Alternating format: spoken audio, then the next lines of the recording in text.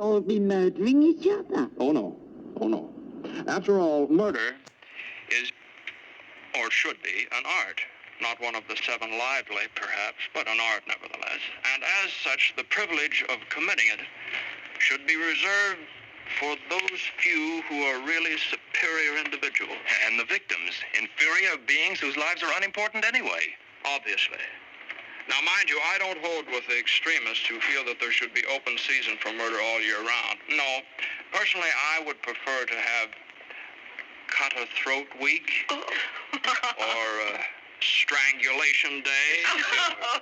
Probably a symptom of approaching senility, but I must confess I really don't appreciate this morbid humor.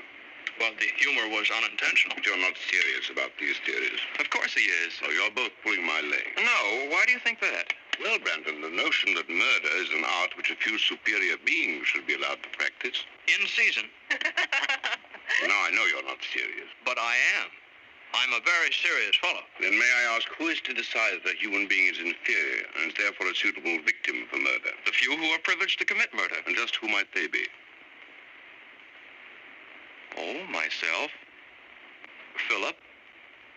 Possibly Rupert. I'm sorry, Kenneth. You're out. Gentlemen, I'm serious. So are we, Mr. Kentley. The few are those men of such intellectual and cultural superiority that they're above the traditional moral concepts. Good and evil, right and wrong were invented for the ordinary average man, the inferior man, because he needs them. Then obviously you agree with Nietzsche in his theory of the Superman. Yes, I do. So did Hitler. Hitler was a paranoid savage. His Supermen, all fascist Supermen, were brainless murderers. I'd hang any who were left. But then you see, I'd hang them first for being stupid. I'd hang all incompetents and fools anyway. There are far too many in the world. Then perhaps you should hang me, Brandon, for I confess I'm so stupid I don't know whether you're all serious or not. But in any case, I'd rather not hear any more of your, forgive me, contempt for humanity and for the standards of a world that I believe is civilized. Civilized? Yes. Perhaps what is called civilization is hypocrisy. Perhaps. Well, I'm sure Rupert, fortunately, Oh, now, gentlemen, has really, the intelligence and imagination Please, Brandon, I think we've had just about enough.